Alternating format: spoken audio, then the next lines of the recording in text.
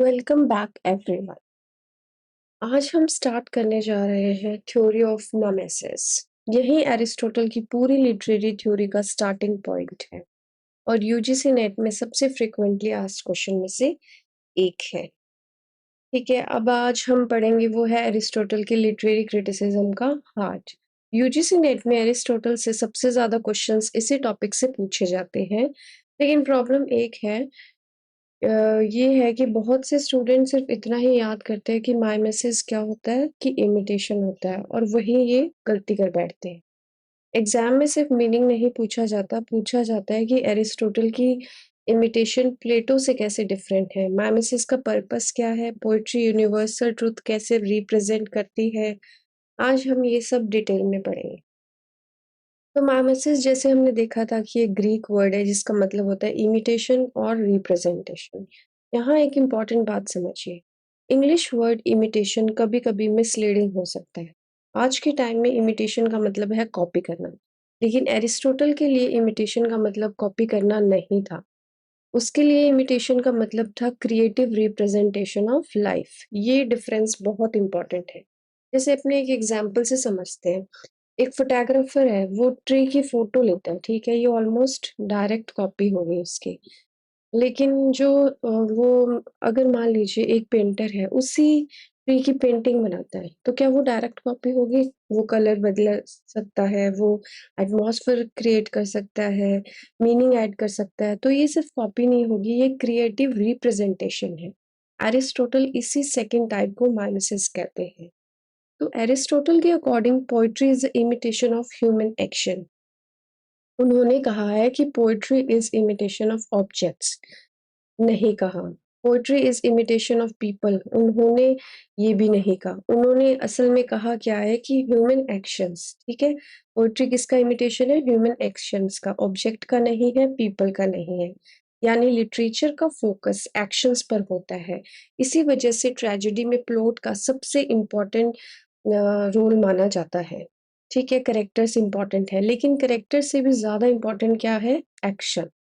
तो वो कहते हैं कि why do human beings imitate? वो इमिटेट करते ही क्यों है? एरिस्टोटल के अकॉर्डिंग क्या है कि इमिटेशन एक नेचुरल है, ये कोई बुरी हैबिट नहीं है, ये ह्यूमन नेचर का पार्ट है। इसके दो रीजंस है कि ह्यूमंस नेचुरली इमिटेट करते हैं। देखो, बच्चा बोलना कैसे सीखते हैं? पेरेंट्स को इमिटेट करके, वॉकिंग इमिटेशन से, लैंग्वेज इमिटेशन से, बिहेवियर इमिटेशन से। इसीलिए एरिस्टोटल कहते हैं कि imitation is the natural to human from childhood. Second क्या है कि ह्यूमन बींग्स है वो इंजॉय करते हैं इमिटेशन को। हम मूवीज क्यों देखते हैं, नॉवेल्स क्यों पढ़ते हैं, स्टोरीज क्यों पसंद करते हैं? क्योंकि रिप्रेजेंटेशन देखकर हमें प्लेजर मिलता है। ठीक है, तो एरिस्टोटल यही बोलते हैं कि लर्निंग और प्लेजर दोनों इमिटेशन से मिलके बने हैं। ठीक है, अब एरिस्टोटल ने जो माइमेसिस का कॉन्सेप्ट दिया और एक प्लेटो ने दिया, ठीक है, ये कंपैरिजन बहुत इंपॉर्टेंट है। प्लेटो के अकॉर्डिंग पोइट्री जो है वो इमिटेशन है, रियलिटी से दूर है, ट्रुथ का कॉपी है, डेंजरस है, इमोशंस को एक्साइट करता है। लेकिन एरिस्टोटल के व्यूज ये थे कि पोइट्री इमिटेशन है, नेचुरल है, क्रिएटिव है, नॉलेज देती है, यूनिवर्सल ट्रुथ बताती है और यूजफुल भी है। ठीक है, अब हम इसके कुछ कॉन्सेप्ट्स दिए थे उसने, जैसे three objects of imitation. Three objects of imitation में एरिस्टोटल कहते हैं कि लिटरेचर तीन तरह के लोगों को रिप्रेजेंट करता है, जैसे better than us, like us और worse than us. Better than us कौन से हो गए? हीरोज हो गए, किंग्स हो गए, जो ग्रेट पर्सनालिटीज होती हैं, ये ट्रेजेडी में कॉमन है। वर्स देन अस कौन से हैं? कॉमिक कैरेक्टर्स हो गए, जैसे फूल्स हो गए, रिडिकुलस पीपल हो गए, कॉमेडी में कॉमन है। और लाइक अस कौन से हैं? ऑर्डिनरी पीपल हो गए, रियलिस्टिक कैरेक्टर्स हो गए, मॉडर्न फिक्शन में ये अप्रोच ज्यादा मिलती है। नेक्स्ट वो कहते हैं कि थ्री मीडियम्स ऑफ इमिटेशंस होते हैं। एरिस्टोटल के अकॉर्डिंग तीन मीडियम है। जैसे एग्जाम्पल से देखें तो लैंग्वेज, रिदम और म्यूजिक। ट्रेजेडी इन तीनों को यूज करती है। ठीक है, इसीलिए ट्रेजेडी हाईएस्ट आर्टिस्टिक फॉर्म बन जाती है। फिर वो कहते हैं three modes of imitation. Literature imitation को तीन तरीकों से रिप्रेजेंट कर सकता है। नरेटिव, ऑथर स्टोरी सुनाता है, जैसे एपिक हो गया। ड्रामेटिक, कैरेक्टर्स खुद एक्ट करते हैं, जैसे ड्रामा हो गया। और मिक्स्ड, जिसमें नरेशन और डायलॉग दोनों ही हो, तो एपिक में भी डायलॉग्स होते हैं। ठीक है, अब हम देखते हैं कि पोएट्री और हिस्ट्री में क्या डिफरेंस है। एरिस्टोटल कहते हैं कि हिस्ट्री और पोएट्री दोनों अलग काम करते हैं। हिस्ट्री बताती है कि व्हाट एक्चुअली हैपेंड, जैसे बैटल 326 में हुआ था, ये पर्टिकुलर फैक्ट है।